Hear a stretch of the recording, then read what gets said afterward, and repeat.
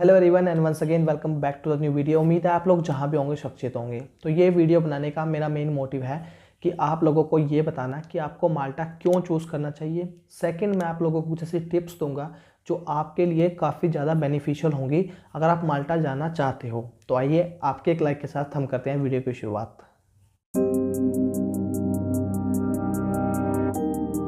तो सबसे पहले माल्टा में मूव होने का सबसे बड़ा रीज़न है कि वहाँ की लैंग्वेज बैरियर।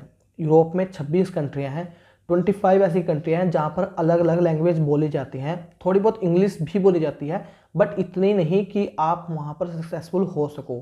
बट माल्टा एक ऐसी यूरोपियन कंट्री है जहाँ पर इंग्लिश बोली जाती है। अगर आपको इतनी इंग्लिश आती है कि आप बोल या फिर समझ सको तो आप माल्टा में जाकर सक्सेसफुल हो सकते हैं। तो ये सबसे बड़ा मेन रीज़न है। सेकंड मेन रीज़न क्या है कि वहाँ पर जॉब की कमी नहीं है। एक टूरिस्ट डेस्टिनेशन प्लेस है तो जॉब्स की कमी वहाँ कभी नहीं होती। तो ये भी एक अच्छा रीज़न है वहाँ पर मूव होने का। थर्ड जो मेन रीज़न है कि इतनी सारी यूरोपियन कंट्री हैं, इवन कि पोलैंड, पोर्चुगल, फ्रांस, जर्मनी, सभी लोग वर्क परमिट और स्टडी वीज़ा देते हैं। बट माल्टा ही क्यों? इसका एक मेन रीज़न है कि माल्टा का जो वीज़ा सक्सेस रेट है वो काफ़ी ज़्यादा हाई है अदर यूरोपियन कंट्री से। सेकंड, काफ़ी ज़्यादा इजी प्रोसेस है। अगर आप खुद भी प्रोसेस करना चाहते हो तो आप इजीली कर सकते हो। जो मेन रीज़न है वो है वहाँ का मिनिमम वेजेस। मिनिमम वेजेस वहाँ की 834 यूरो पर मंथ है। तो मतलब आप इजीली 834 यूरो तो आप कमा ही सकते हो। 834 के अलावा जब आप काम पे जाते हो आपकी वहाँ काम की वैल्यू देखी जाती है कि आप क्या काम करते हो, उसी के हिसाब से आपकी सैलरी फिक्स की जाती है। अब जो एक नॉर्मल पर्सन है माल्टा में जाकर 1000 से 12 यूरो ईजिली कमा सकता है अगर माल्टा में वो काम करता है तो ये मेन रीज़न हो सकते हैं लोगों के माल्टा मूव होने के। और एक मेन रीज़न मैं आप लोगों को बताता हूँ कि जब भी मुझसे कोई पूछता है कि तू माल्टा क्यों जाना चाहता है तो उसका एक मेन रीज़न मैं देता हूँ। अब करने को तो जॉब मैं इंडिया में भी कर सकता हूँ, इंडिया में भी अच्छा कमा सकता हूँ, बट मुझे यूरोप ही क्यों जाना है? तो इसका एक मेन रीज़न है। तो इसको मैं आपको एक एग्जांपल के तौर पर समझाता हूँ। मान लीजिए एक पानी की बोतल है, अगर आप किसी नॉर्मल शॉप से खरीदते हैं तो आपको मिलती है 20 रुपये की। अगर आप किसी मॉल से खरीदते हैं आपको मिलती है वो 30 रुपये की। अगर आप किसी एयरपोर्ट पर खरीदते हो तो वो मिलती है आपको 50 रुपये की। तो देखो पानी की बोतल तो अब भी वही है लेकिन सिर्फ उसकी वैल्यू बढ़ी है तो प्लेस की वजह से। तो वही मैं सोच कर चल रहा हूँ कि इंडिया में मेरी वैल्यू कितनी है, 10,000, 20,000, ज़्यादा से ज़्यादा 25,000।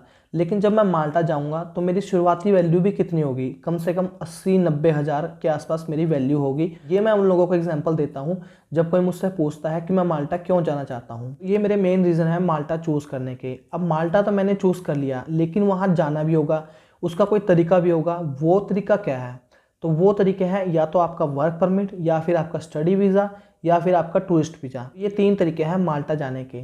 तो इनमें से आप किस फील्ड में आ सकते हो ये आप लोगों को डिसाइड करना है। अगर मान लो आपकी पढ़ाई अभी ख़त्म हुई है तो आप माल्टा जा सकते हो। अपनी फील्ड आप वहाँ चूज़ करो, कॉलेज सेलेक्ट करो, अपना कोर्स सेलेक्ट करो, तो उस फील्ड में आप जा सकते हो। अगर आपको ज़्यादा गैप हो चुका है या मान लो आपको 5 या 7 साल का गैप हो चुका है, आपके पास एक एक्सपीरियंस है कि हाँ मैंने इस फील्ड में काम किया है, अच्छे से काम किया और आप उस काम को जानते भी हो, ये नहीं है कि आप उस काम को जानते भी नहीं हो और काम कर रहे हो सिर्फ, तो उसका कोई बेनिफिट नहीं है। अगर आप उस फील्ड में जाना चाहते हो तो आप वर्क परमिट के बेस पर माल्टा जा सकते हो।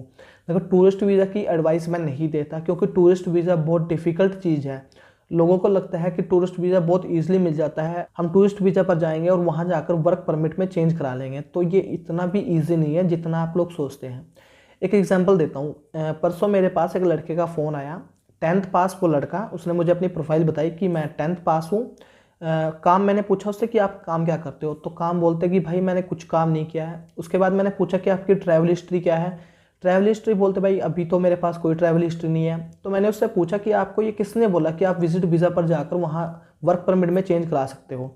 बोलता कि मैंने यूट्यूब पे देखा वीडियो कि 10th पास आप वर्क परमिट में चेंज करा सकते हो, आपको सिर्फ माल्टा पहुँचना है। देखो बात ठीक है कि आप माल्टा जाओ तो आप वर्क परमिट में चेंज करा सकते हो, लेकिन क्या आपको लगता है कि जो 10th पास है, जिसके पास कोई एक्सपीरियंस नहीं है यहाँ का, जिसका कोई फंड नहीं है यहाँ पे, जिसका कोई भी डॉक्यूमेंट कंप्लीट नहीं है, उसका टूरिस्ट वीज़ा लग जाएगा? देखो मैं नहीं कहता कि मैं सच्चा हूँ और मैं सभी इन्फॉर्मेशन सही देता हूँ, बट यूट्यूब पे आधे से ज़्यादा आप लोगों को गलत इन्फॉर्मेशन मिलती है। गलत भी नहीं, वो आप लोगों को आधी इन्फॉर्मेशन देते हैं। वो इसलिए देते हैं क्योंकि जब आप सुनते हो कि मान लो आप एक 10th पास बच्चे हो और आपको वर्क परमिट पे जाना है और कोई आपको बोल दे कि आप 10th पास जो भी पर्सन है वो माल्टा का वर्क परमिट लगा सकते हैं, आप लोगों को कोई एक्सपीरियंस नहीं चाहिए, तो आप लोग खुश हो गए। क्योंकि हम लोगों का ये नेचर है कि जब हमारे फेवर में कोई बात बोली जाती है तब हम उनकी तरफ अट्रैक्ट होते हैं। और ये मेन रीज़न भी है लोगों के इतने सब्सक्राइबर होने का, और मेरे अभी तक सब्सक्राइबर सिर्फ 2000 है।